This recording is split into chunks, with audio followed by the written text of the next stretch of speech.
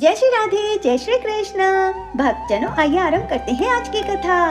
काल यवन ऋषि शेषीरायण और अप्सरा रंभा का पुत्र था, जिसे भगवान शिव से वरदान मिला था कि कोई भी अस्त्र शस्त्र या सूर्यवंशी चंद्रवंशी उसे मार नहीं पाएगा, जिससे वह अत्यंत शक्तिशाली हो गया था। उन्हीं दिनों कालजंग नामक एक क्रूर राजा यवन देश पर राज करता था। उसे कोई संतान नहीं थी, इस कारण वह बहुत दुखी रहता था। एक दिन उसका मंत्री उसे आनंदगिरी पर्वत पर रहने वाले एक सिद्ध संत के पास ले गया।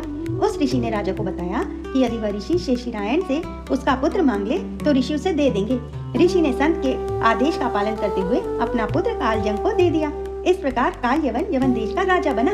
उधर जरासंध भगवान श्री कृष्ण से 17 बार पराजित हुआ था। इससे वह बहुत अपमानित महसूस कर रहा था। तभी उसने काल यवन से मित्रता की ताकि उसकी सहायता से वह श्री कृष्ण को पराजित कर सके। काल यवन ने अपनी विशाल सेना के साथ मथुरा नगरी को चारों ओर से घेर लिया। श्री कृष्ण ने काल यवन को संदेश भेजा कि सेनाओं का रक्त व्यर्थ में क्यों बहाया जाए, युद्ध केवल उन दोनों के ही बीच हो। काल यवन ने यह प्रस्ताव स्वीकार कर लिया।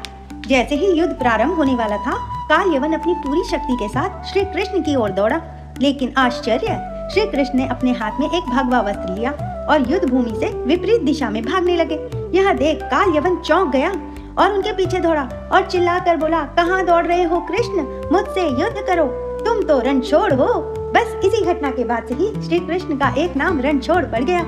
काल यवन श्री कृष्ण के पीछे भागते भागते एक गुफा के अंदर पहुंचा। वहां पर घोर अंधकार था।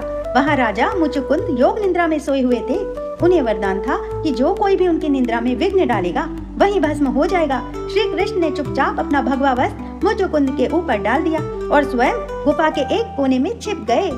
अब जब काल यवन ने देखा कि हो ना हो श्री कृष्ण ही उससे छुपने के लिए भगवा वस्त्र और सोने का बहाना कर रहे हैं, क्रोध में आकर काल यवन चिल्लाया, अरे रणछोड़, मुझे मूर्ख समझता है क्या? और जोर से सोए हुए व्यक्ति को लात मारता है। राजा मुचुकुंद की नींद खुलती है और जैसे ही उनकी दृष्टि काल यवन पर पड़ती है, देवराज इंद्र के वरदान के अनुसार काल यवन का शरीर तुरंत अग्नि में जलकर भस्म हो जाता है और उसकी राख वहीं गुफा में बिखर जाती है। इस प्रकार श्री कृष्ण की अद्भुत युक्ति से काल यवन का अंत हो गया। यह घटना हमें सिखाती है कि शक्ति से अधिक महत्वपूर्ण बुद्धि होती है।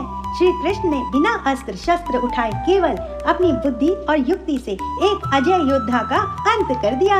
हमारे प्यारे श्री कृष्ण भगवान की जय, प्यारे रणछोड़ की जय।